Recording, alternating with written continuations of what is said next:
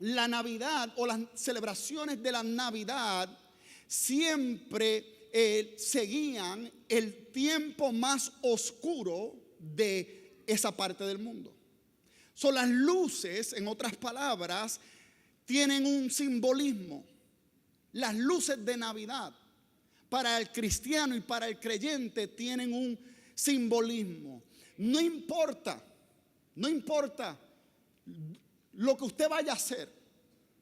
Si usted va a entrar a un cuarto, usted necesita prender las luces para poder ver lo que va a hacer o para poder hacer cualquier cosa. Porque de otra manera usted no va a poder hacer nada si las luces están apagadas. Amén, están aquí. Y la Navidad así contiene muchas verdades espirituales, pero es difícil poder entender las verdades espirituales que contiene la Navidad si primero no entendemos una. Y esta verdad espiritual es que el mundo es un lugar oscuro. El mundo es un lugar oscuro. Y nunca nosotros podremos ver la realidad o encontrar nuestro camino a menos que Jesús sea nuestra luz. Voy a repetir eso otra vez por si acaso no lo entendió. Pero necesitamos entender esta verdad de la Navidad para poder entender las demás verdades espirituales que también se encuentran dentro de esta época de la Navidad. La verdad es que el mundo en el que vivimos es un mundo oscuro. Es un mundo demasiado oscuro. Y nosotros nunca podremos ver la realidad o encontrar nuestro camino a menos que Jesús sea nuestra luz. Vírate a donde alguien y dile: Jesús es la luz del mundo. Díselo como que de verdad lo cree. Vírese a donde otra persona ahora y dígale: Jesús es la luz del mundo. Por eso es que Mateo hace referencia a Isaías. Cuando en el capítulo 4 y verso 16 dice: el pueblo que habitaba en la oscuridad ha visto una gran luz. Sobre los que vivían en densas tinieblas, la luz ha resplandecido. Y Juan dice en el capítulo 1, verso 9 y 10, dice: esa luz verdadera, la que alumbra a todo ser humano, venía a este mundo. El que era la luz ya estaba en el mundo. Y el mundo fue creado por medio de él, pero el mundo no lo reconoció. Cuando hablamos de el mundo como un lugar oscuro, quiero que entienda que nos referimos a algo espiritual. Cuando la Biblia habla de la oscuridad, en muchas ocasiones se está refiriendo de una manera simbólica a lo que es la maldad y la ignorancia. Cuando en la Biblia usted encuentra la oscuridad, el término la oscuridad, normalmente se está refiriendo a la maldad y a la ignorancia que existe. Primero que todo, cuando hablamos de la oscuridad en el mundo y que el mundo es un lugar oscuro, hacemos referencia a que el mundo está lleno de maldad y sufrimiento. Eso es una verdad. El mundo está lleno de maldad y sufrimiento. Esa verdad no la podemos escapar. Donde quiera que miramos vemos que en este mundo hay maldad y hay sufrimiento. Es más, muchos de nosotros hemos enfrentado el mal y hemos enfrentado sufrimiento en nuestra propia vida. Hemos sido muchos víctimas de la maldad y del sufrimiento que viene por esa maldad y el pecado que existe. Cuando miramos el nacimiento de Jesús, podemos pensar o imaginar que Jesús nació en un tiempo ideal, en un tiempo perfecto, en un mundo donde las cosas estaban color de rosa, Pero la verdad es que cuando miramos la historia, Jesús nace en un tiempo lleno de violencia. Jesús nace en un tiempo lleno de injusticia. Jesús nace en un tiempo donde había abuso de poder. Jesús nace en un tiempo donde las familias estaban siendo separadas. Jesús nació en un tiempo de maldad, nació en un tiempo de sufrimiento. Y creo que así también hoy todavía lo podemos experimentar y ver. Vivimos en un mundo oscuro. Diga conmigo, el mundo es oscuro. Está lleno de maldad y de sufrimiento. Está lleno. Donde quiera que mira, prende las noticias solamente por 1 minuto, 5 minutos y verás cuánta maldad y sufrimiento hay en este mundo. Pero otra manera en la cual el mundo es un mundo oscuro es que a la misma vez el mundo está lleno de maldad y de sufrimiento, pero a la misma vez, escuche bien, nosotros vivimos en ignorancia. El mundo es oscuro porque vivimos en ignorancia. En la ignorancia de que no sabemos cómo resolver el problema de la maldad y del sufrimiento. No sabemos cómo resolver el problema de la maldad y el sufrimiento en este mundo. Y nosotros podemos tratar de muchas maneras, pero nos damos cuenta al final de todo que no tenemos la solución. Por eso dice Isaías en la primera parte del verso 2 aquí en el capítulo 9, dice que el pueblo que andaba en la oscuridad ha visto una gran luz. Este verso es un verso popular, especialmente en el tiempo de la Navidad. Y muchos lo escuchamos y a lo mejor en algunos coritos o canciones de Navidad también lo escuchamos mencionar. Pero quiero que entienda el contexto de esta luz que llega al mundo que está oscuro. La pregunta para nosotros sería, ¿por qué llegó una luz al mundo oscuro? ¿Por qué hacía falta una luz?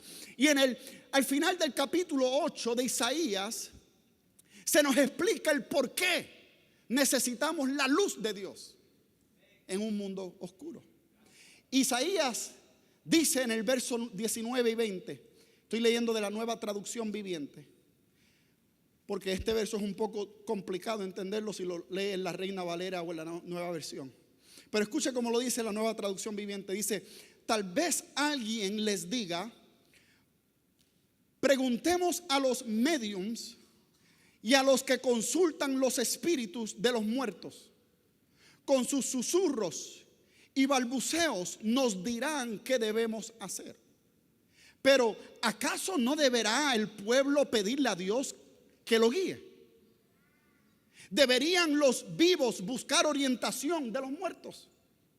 Busquen las instrucciones y las enseñanzas de Dios. Quienes contradicen su palabra están en completa oscuridad. Hay un mundo, hay una gente, hay un pueblo que Isaías está diciendo, hay a quien le está hablando, que está viviendo en densa oscuridad. Porque en lugar de buscar a Dios como la fuente de la solución de sus problemas, están buscando la solución por medio de los espíritus y de los recursos humanos de este mundo. Y aquí en esta época la gente consultaba a los mediums y a los adivinos en vez de consultar a Dios. Pero termina ahora el capítulo 8 y en el verso 21 y 22 dice, irán a esta gente, irán de un lugar a otro, fatigados y hambrientos.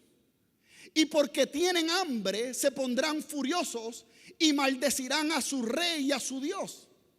Levantarán la mirada al cielo, pero escuche, y luego la bajarán a la tierra.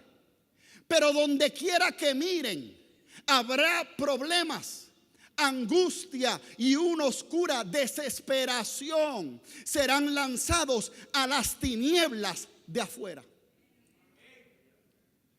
Isaías lo que está diciendo es que hay un pueblo que ha fijado su mirada en las cosas de la tierra. En otras palabras, están buscando la solución para arreglar el mundo en los recursos humanos. Están buscando la manera de traer luz a la oscuridad, tratando de ellos mismos vencer la oscuridad.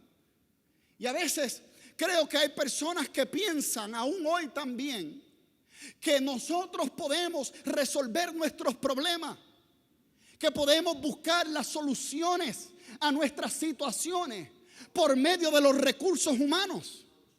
Y continuamente a veces ponemos nuestra mirada en el gobierno, otros la ponen en la economía y otros la ponen aún en la tecnología y piensan que a través del intelecto y la innovación van a poder acabar con la oscuridad. Pero Isaías nos está diciendo que esta gente, al buscar la solución en los recursos humanos, en lugar de ellos resolver el problema, lo que hacen es que lo hacen peor. ¿Y alguna vez no le ha pasado? Que a veces uno mismo, tratando de buscar la solución a los problemas, al sufrimiento y al dolor y a las cosas que vivimos, en lugar de mejorar las cosas, las hacemos peor. Vivimos en un mundo oscuro. Pensamos que el significado de la Navidad viene siendo por el hecho de que se nos ha olvidado de dónde comenzó. Llegamos a pensar que el significado de la Navidad viene siendo que el amor triunfará. Y nosotros, como seres humanos y buenos cristianos que viven una buena vida, podremos nosotros unirnos y traer paz al mundo. Y eso es bueno. Creo que no hay nada malo con el nosotros buscar unirnos y ser de aquellos que promueven la paz. Creo que como creyentes estamos llamados a eso. Pero nos equivocamos cuando pensamos que el significado de la Navidad tiene que ver con la luz que está en nosotros, por nuestras buenas obras, que pueden venir y pueden borrar la oscuridad del sufrimiento y el dolor en este mundo. Pensamos que nosotros mismos, si nos unimos, podemos vencer a la pobreza, la injusticia, la violencia y la maldad. Decimos que si trabajamos juntos y nos esforzamos, encontraremos la unidad y la paz que tanto necesita el mundo. Pero escucha bien, porque la historia de la Navidad no es tan bonita. La historia de la Navidad en realidad dice que tú y yo como seres humanos no podemos resolver nuestros propios problemas. Por eso Cristo tuvo que venir. Por eso Dios se tuvo que hacer hombre. Porque el ser humano que vive en un mundo oscuro no tiene el conocimiento, ni la sabiduría, ni el poder, ni el intelecto para poder salir de la oscuridad y resolver sus propios problemas. No podemos.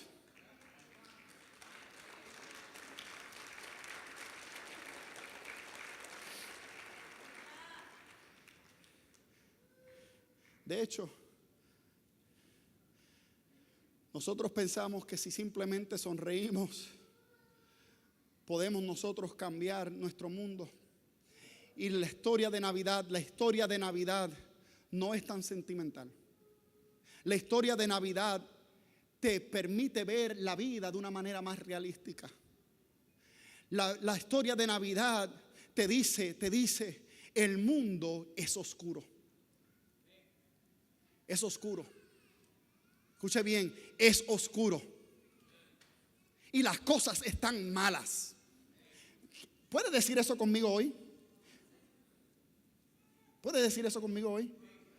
Di, el mundo es oscuro y las cosas están malas. Acepta la realidad. El mundo no es tan bueno como nosotros lo pintamos o como quisiéramos pintarlo.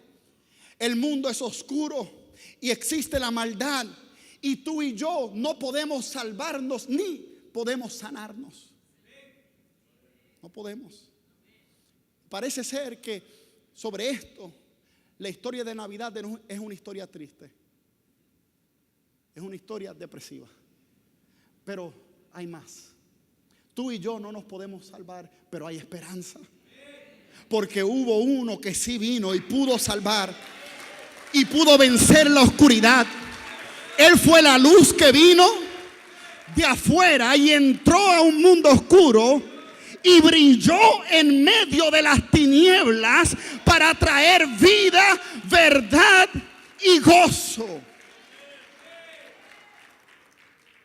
Por eso la historia de Navidad es que Isaías dice: el pueblo que andaba en la oscuridad ha visto una gran luz. El mundo que vivía en pecado, en tinieblas, en sufrimiento, ahora ve una luz que es la esperanza, es la solución, es lo que va a llevarnos a nosotros a obtener la vida verdadera que buscamos. Isaías dice: diga conmigo, sobre los que vivían en densas tinieblas, la luz ha resplandecido. Y yo no sé, pero yo creo que le vine a hablar a alguien hoy que puede ser que esté experimentando un tiempo de tinieblas, oscuridad, de sufrimiento, de debilidad. Pero te vengo a decir: hay esperanza en Cristo Jesús. Él vino a este mundo y Él es la luz del mundo, y Él puede brillar y resplandecer sobre tu vida, aún en medio de la oscuridad y el sufrimiento.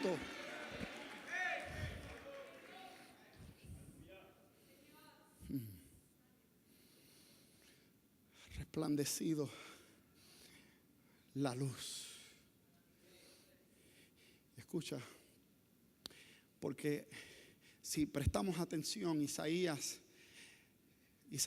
no está diciendo que la luz que resplandece nace o viene del mismo mundo en donde estamos. Isaías está diciendo: esta luz vino a resplandecer, o sea, viene de afuera. De adentro no puede venir, tuvo que venir de afuera. Vino a resplandecer sobre aquellos que vivían en densas tinieblas. Y aquí yo creo que hay muchos que tienen un testimonio hoy, porque un día tú eras de aquellos que estaba viviendo en densas tinieblas. Tú eras uno de aquellos que estabas adicto a la pornografía, al alcoholismo, estabas adicto a algún tipo de pecado y no te podías salvar. Pero un día llegó Cristo a tu vida y la luz vino y resplandeció. La luz entró y trajo vida y te sacó del lodo cenagoso, te liberó de tus cadenas, trajo gozo a tu vida y te transformó en una criatura nueva. Estaré hablando con alguien hoy que ha visto la luz de la Navidad del mundo en medio de la oscuridad. Esa es la historia de Navidad. La historia de Navidad, que Cristo, tú y yo no tuvimos que ser perfectos para que la luz pudiera resplandecer, sino que sobre aquellos mismos que vivían en densa oscuridad, sobre eso fue que resplandeció la luz. Él se bajó a nuestro nivel. Él nos busca a nosotros en nuestro pecado. Él nos busca en nuestras debilidades. Y Él nos alcanza allí donde estemos. Entonces, las luces de Navidad tienen un significado. Cuando usted las vea la próxima vez, no piense: ay, qué bonita. Simplemente tienen un simbolismo. Cuando Isaías habla de la luz que resplandeció en un mundo oscuro, él está usando al sol como símbolo. Porque el sol trae vida, revela la verdad y produce gozo. Voy a repetir eso otra vez. Isaías usa el sol como el símbolo de la luz que está resplandeciendo en la oscuridad. Porque el sol trae vida. El sol revela la verdad. Y el sol produce gozo. Cuando miramos el sol o entendemos el sol, vemos que si el sol ya parara de funcionar o existir o operar, todos nosotros nos frizaríamos. ¿Usted sabía eso? Nos frizaríamos todos. O sea, el sol es la fuente de toda vida en la tierra. Y por eso Isaías lo usa como el símbolo de esta luz que resplandece. Porque la Biblia también nos habla de Dios como la fuente que produce toda vida, física tanto como espiritual. Y nos dice en la palabra, porque en Él vivimos y nos movemos y somos. En otras palabras, Dios es la fuente de toda vida. Y nosotros entendemos que existimos solamente porque Dios lo permite. Porque Dios sostiene todas las cosas. Dios sostiene toda vida. Y nosotros simplemente estamos utilizando la gracia de que Dios nos permite tener para vivir esta vida. Él es el que nos sostiene, Él es el que nos guía, por Él es que tenemos vida. Y alguien debe decir gloria a Dios ahí, porque si no hubiera sido por Él, tú y yo no estaríamos aquí. ¿Podrá alguien decir gloria a Dios? Esto es verdad de nuestro cuerpo físico, pero también de nuestro cuerpo espiritual, de nuestra vida espiritual. De acuerdo a la Biblia, si tú y yo lo miramos, tú y yo habíamos perdido nuestros derechos de la relación que teníamos con Dios en el principio, cuando el hombre pecó en Génesis. Y por esa razón todos experimentarán la muerte física. Y es porque nosotros ahora mismo experimentamos la muerte aún espiritual. Quiere decir, en otras palabras, que en nuestra muerte espiritual, cuando no conocíamos a Dios, no teníamos esperanza, no teníamos propósito en la vida, no había un significado por el cual vivir. Estábamos adictos y perdidos en nuestros pecados, siguiendo deseos que no eran naturales. No estábamos contentos, desanimados, insatisfechos. Estábamos avergonzados y luchando aún con nuestra propia identidad, porque no teníamos la habilidad de poder cambiar las cosas. Pero cuando venimos a Cristo, Él se convierte en la vida, en el que produce la vida espiritual en nosotros, y volvemos a tener significado, propósito, razón por la cual existir. ¿Por qué? Porque por Él nos movemos y existimos y vivimos y somos. Él es la luz que produce vida. Yo quisiera que usted estuviese aquí hoy, porque eso era un buen momento para decir gloria a Dios. Pero cuando aún Isaías usa al sol como el símbolo de esta luz que resplandece en medio de la oscuridad, no solamente la usa porque el sol es la fuente de toda vida, como Dios es la fuente de toda vida, pero lo usa porque también el sol revela toda verdad. El sol revela toda verdad. Si usted guía un carro de noche y no prende las luces del carro, usted lo más seguro va a chocar. Y si no, a lo mejor alguien lo va a chocar porque no lo vio. Pero la razón por la cual prendemos las luces es porque las luces revelan las cosas como son. Te dejan ver lo que no puedes ver en la oscuridad. Te dejan ver las cosas como realmente son. Y si usted no prende las luces del carro, usted no va a poder ver las cosas como realmente son para poder manejarse a través de la oscuridad. O sea, la luz revela la verdad de las cosas como son y dónde están. Y así mismo también la Biblia nos dice que Dios es la fuente de toda verdad. Cuando la luz de Cristo resplandece en la vida de aquellos que vivían en tinieblas, no solamente reciben vida, diga conmigo vida, pero también pueden comenzar a ver las cosas tal y como son. Dios te abre los ojos para que tú puedas conocer cosas que tú no podías conocer antes. Dios te da sabiduría para que tú puedas manejarte y vivir a través de las dificultades en la vida. Cuando Dios llega a tu vida y la luz resplandece, Él te quita la venda de los ojos y te permite ver las cosas como son.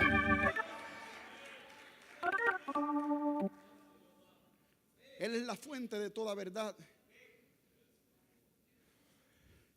Y en un nivel, tenemos que entender, en un nivel que nosotros, si sabemos algo, lo sabemos porque Dios nos lo permite saber.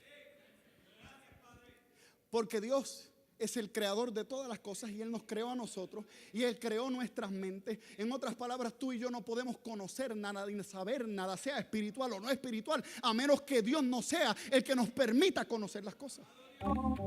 Estoy hablando de los cristianos y los que no son cristianos, todos que son creación de Dios.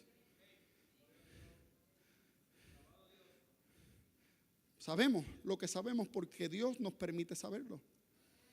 Pero en otro nivel también tenemos que entender que nosotros podemos conocer quién Dios es solamente porque Él ha decidido y ha permitido que lo conozcamos.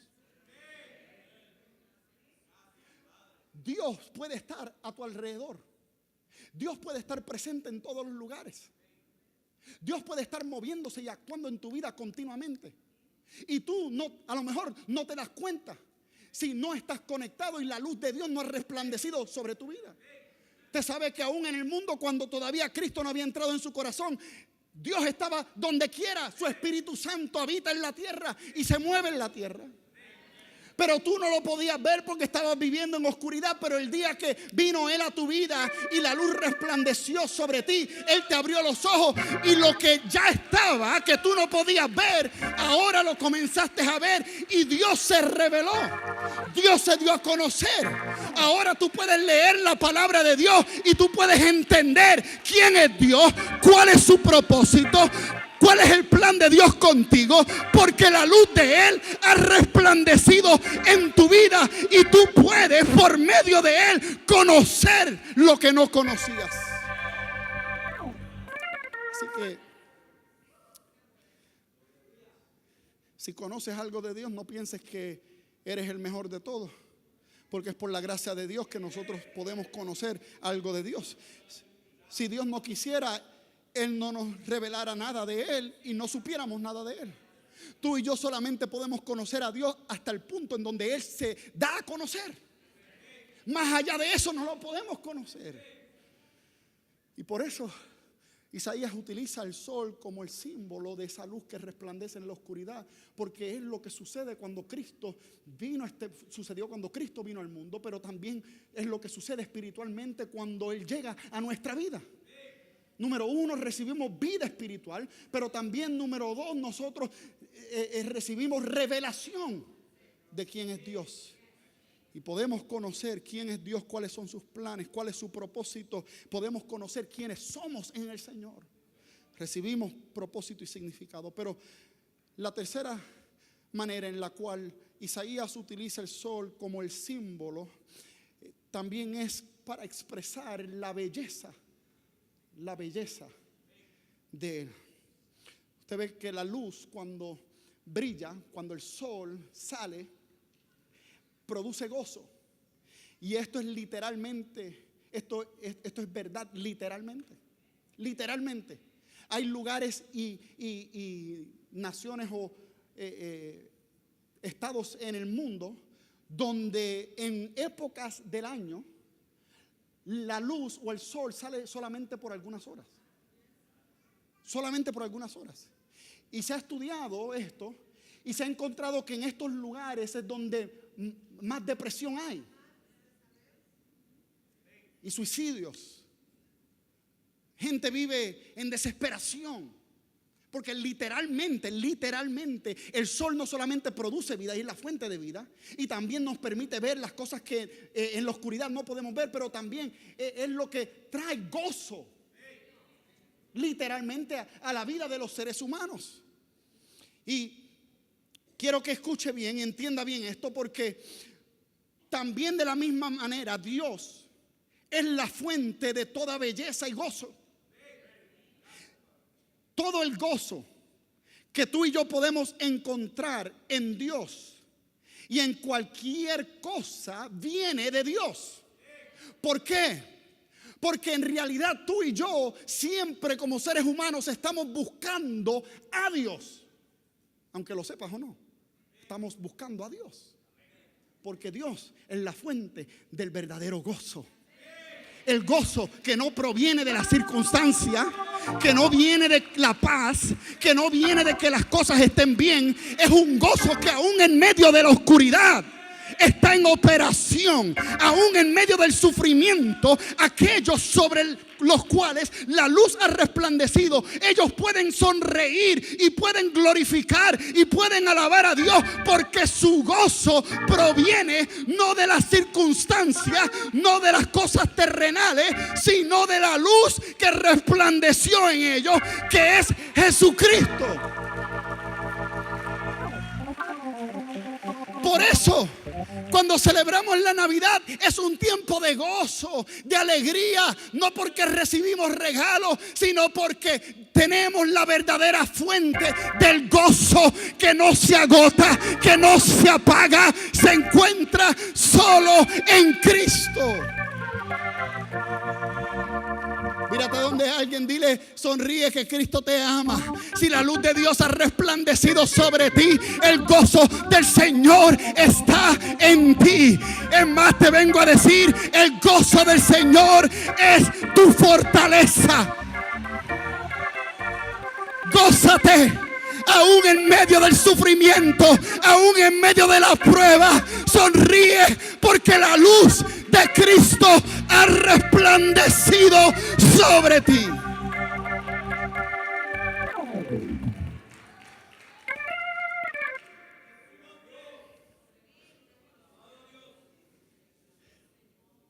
Entonces, la historia de la Navidad es que solamente en Dios podemos encontrar vida, verdad y gozo.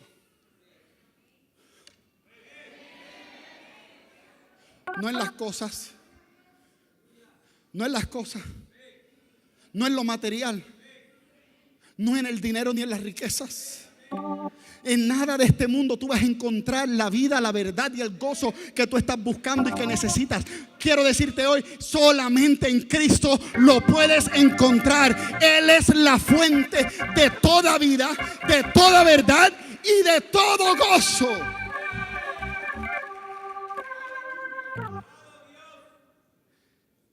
Y ahora la pregunta viene siendo: ¿cómo podemos nosotros hacer que esta luz brille sobre nosotros? ¿Alguien quisiera hoy que esa luz brillara en su vida? Alguien hoy dice: Señor, por favor, brilla esa luz en mi vida, en medio de mi oscuridad. Por eso ahora en el verso 6, Isaías, en el verso 6, esa era la introducción. Gracias. En el verso 6, que es uno de los versos más famosos, más conocidos, que se usa más que todo en la Navidad, el texto nos dice que la luz ha venido porque nos ha nacido un niño. La luz ha venido porque ha nacido un niño. Esto es historia. Esto es historia. Ha nacido un niño. Y este niño trajo la luz. Y trajo la luz, escuche bien, trajo la luz porque Él es el consejero admirable, Dios fuerte, Padre eterno y príncipe de paz.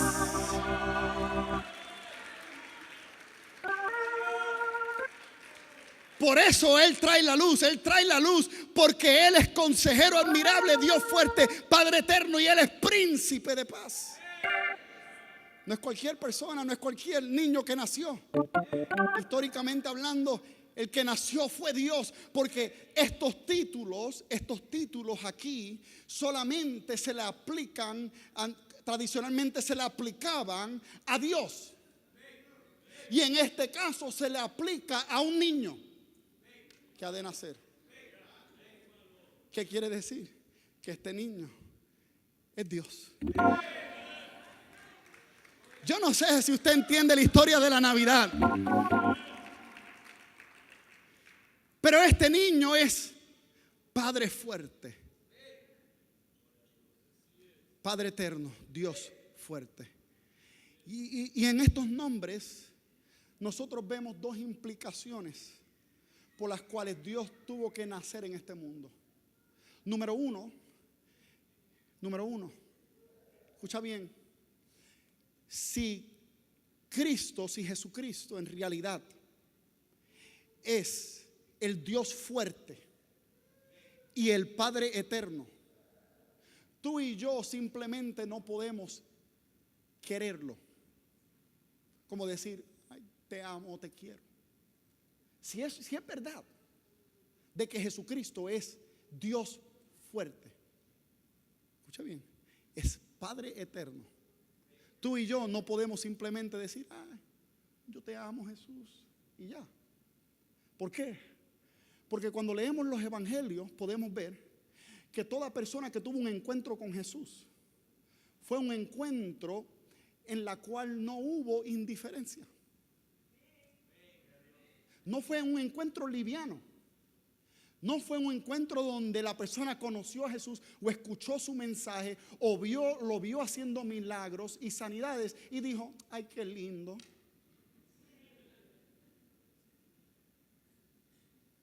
Ay, qué emocionante. Yo también quiero seguirlo. No. Toda persona, si usted lee los evangelios, va a encontrar toda persona que tuvo un encuentro con él, o número uno, o se asustaba. O número dos, lo odiaba. Lo querían matar. O número tres, doblaban rodillas y lo adoraban.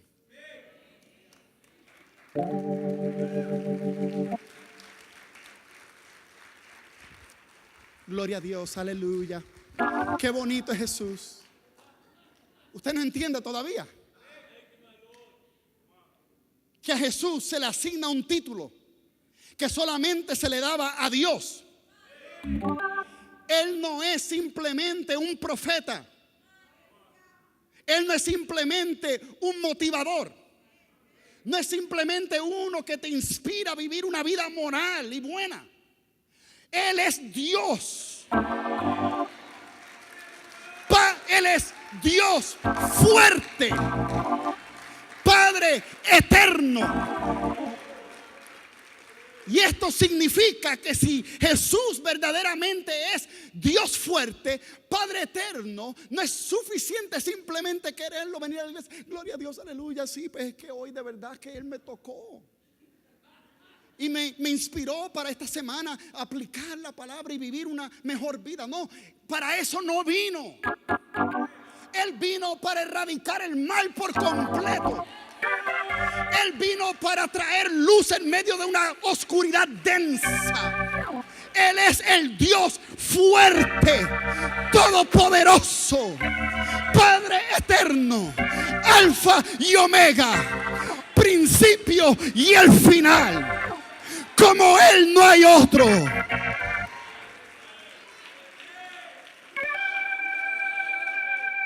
Y cuando la luz del Dios fuerte, Padre eterno, resplandece sobre la vida de uno que vivía en oscuridad, tú no simplemente dices, ay, cuánto te amo. Tú dices, mi vida completa es tuya. Y me entrego a tu servicio por completo. Esta es la implicación de Jesús, el niño Jesús que nació en un pesebre. Esta es la implicación de haber sido Dios fuerte y Padre eterno. Esta es la implicación para nuestras vidas, que cuando esa luz llega, nos transforma por completo. Y tú y yo nos convertimos en esclavos de la justicia. Somos siervos de Él. Del Dios fuerte. Pero escucha bien.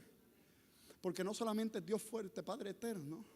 Nos dice en la palabra que ahora hay otra implicación de Él haber venido a este mundo. De haber nacido en este mundo.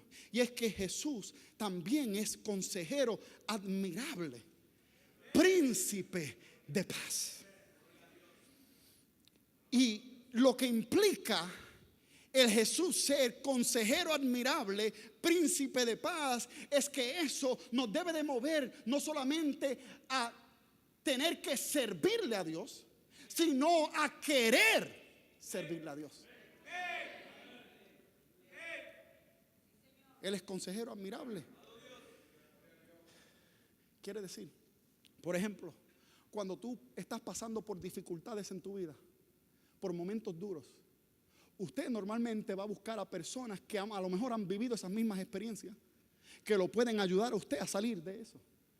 Y usted va a hablar y a buscar consejería con personas que han pasado por los mismos procesos que usted, para que lo ayude a entender y a ajustarse en medio de lo que está viviendo. ¿Sí o no? Si usted necesita consejería matrimonial, no vaya a pedirle consejería a una persona que se ha divorciado 3 veces.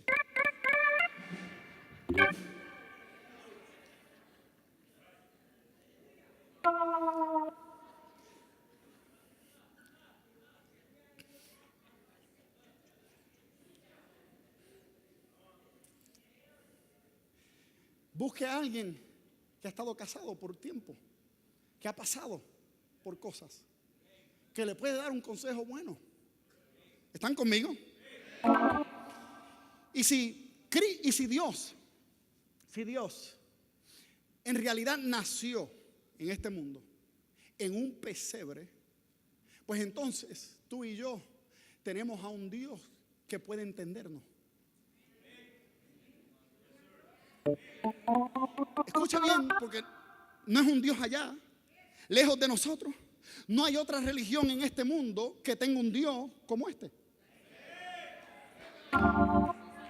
que se haya despojado de su gloria, que haya dejado sus riquezas y se haya hecho pobre, nacido en un pesebre.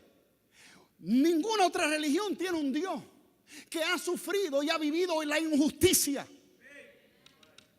que ha experimentado la pobreza, que ha enfrentado el sufrimiento, que conoce lo que es ser abandonado por sus amigos, que sabe lo que es el ser torturado o morir.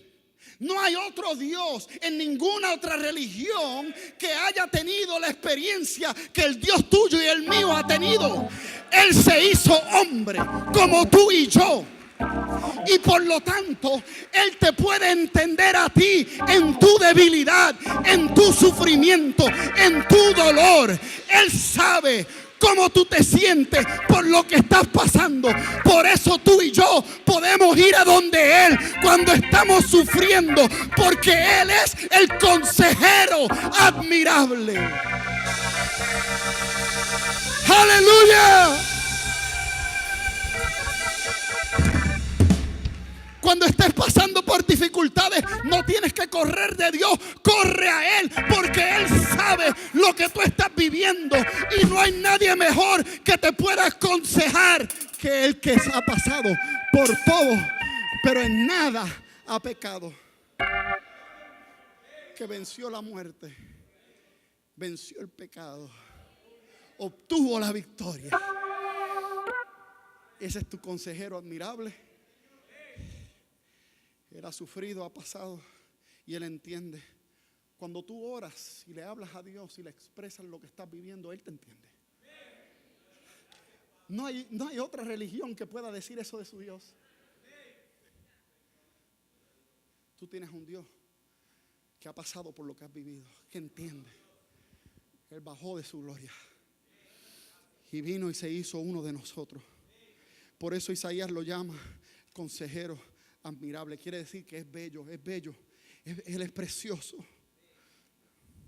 porque nos permite verlos tal y como es. De su grandeza se bajó como Dios fuerte y se hizo uno de nosotros, envuelto en nuestra condición, en medio, para poder entendernos en medio de nuestra oscuridad. Él nos salvó a nosotros yendo a la cruz y lo hizo voluntariamente, gratuitamente, solamente por amor, no por obligación. Y yo no sé de usted, pero eso es algo bello. Él es un consejero admirable. Y en la vida, cuando tú encuentras algo que es bello, tú lo admiras porque te trae satisfacción de lo que ves. No es una obligación. Y Cristo, cuando vino a este mundo, murió en la cruz, se dio por nosotros, se hizo hombre, vino a ser la luz del mundo en medio de esta oscuridad densa. Él trajo vida para reemplazar la muerte espiritual.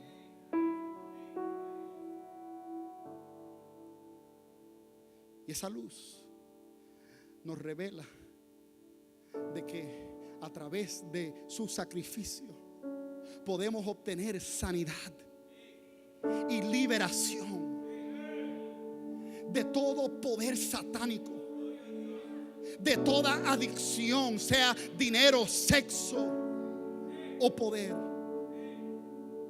Esa luz, cuando viene y llega a nuestra vida, trae vida, libertad, gozo, alegría. Él es el consejero admirable que camina con nosotros aún en medio y por medio del valle de la sombra y de la muerte.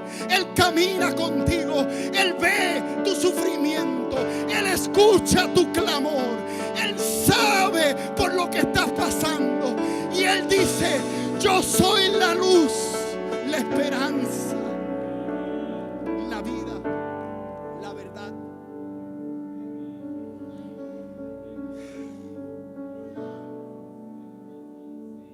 Y todo el que cree en Él será salvo.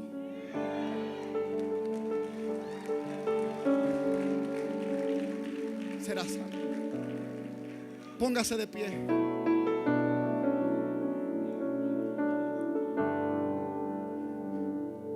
En otras palabras, Jesús es la luz del mundo, porque Él trae nueva vida para reemplazar la muerte, la oscuridad, para revelar lo que está oculto y traer liberación. Traer liberación.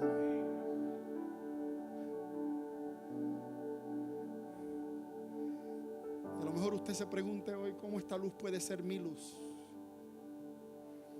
Isaías, en el verso 6, no solamente nos dice: nos ha nacido un niño, también nos dice: se nos ha concedido un hijo.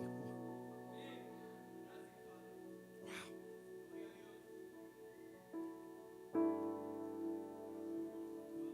Se nos ha concedido un hijo. En otras palabras, es un regalo.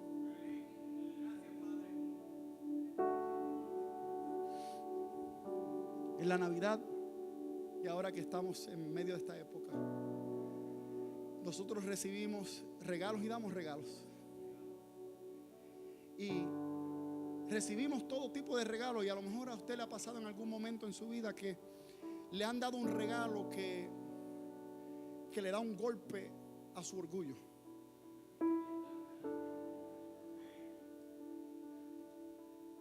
Lo humilla. Hay regalos que tienen la habilidad por su misma naturaleza de humillarnos. Como, y no es porque si alguien aquí lo ha hecho, por favor no lo tome personal. No me estoy refiriendo a nadie en particular. Pero si alguien le regala un perfume, puede ser que le esté diciendo que usted no huele bien. si le regala un desodorante,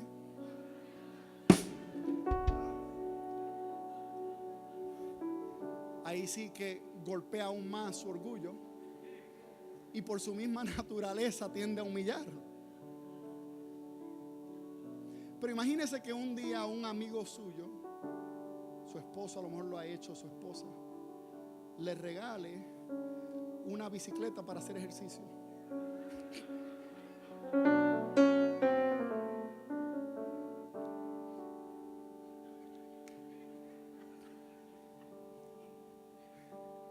Si usted acepta el regalo, usted está admitiendo que usted tiene un problema y una debilidad. Y el regalo, ¿sí o no?, golpea el orgullo de uno. Hay regalos que golpean el orgullo porque cuando uno los recibe, tiene que aceptar la realidad de lo que está implicando. Ustedes están calladitos, como que con esto no es con ustedes. Pero usted sabe que hay un regalo sobre todos los regalos que golpea nuestro orgullo y nos humilla hasta lo más bajo. Y es el regalo de Jesucristo.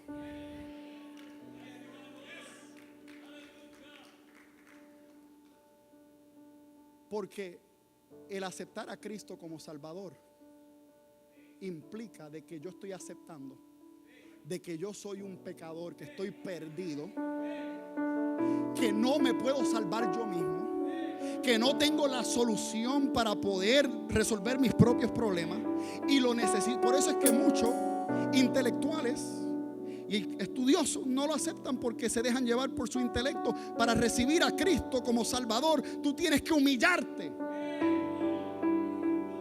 y tienes que aceptar el hecho de que tú no te puedes salvar por tus propios méritos ni por tus propios valores, que tú no puedes hacer nada para obtener la salvación. ¿Cómo tú puedes aceptar y recibir esta luz? Entendiendo de que es un regalo de Dios que no se puede obtener por obras, inmerecido. Es solamente por la gracia y el favor de Dios. Y el aceptar a Jesús como regalo implica de que yo acepto de que estoy mal, de que estoy en oscuridad y necesito arrepentirme. ¿Habrá alguien aquí? ¿Habrá alguien aquí que ha entendido eso, que se ha humillado, que ha aceptado de que fuera de Él no hay salvación, fuera de Él no hay vida, fuera de Él no hay revelación, fuera de Él no hay verdad, fuera de Él no hay gozo? Solamente en Él podemos encontrar todo lo que necesitamos. Y para esto, si queremos esta luz que brille y resplandezca sobre nosotros, nos tenemos que humillar. Tenemos que humillar y aceptar que cuando Cristo murió en la cruz del Calvario, Él descendió de los cielos y descendió al abismo, entró en las tinieblas como luz para brillar en medio de ellas y traer vida eterna a todos aquellos que estaban viviendo en medio de estas tinieblas. ¿Podrá alguien darle un fuerte aplauso al Señor por ese regalo? Esa es la historia de la Navidad, que Jesucristo es el regalo inmerecido, entregado gratuitamente para aquellos que están viviendo en completa oscuridad.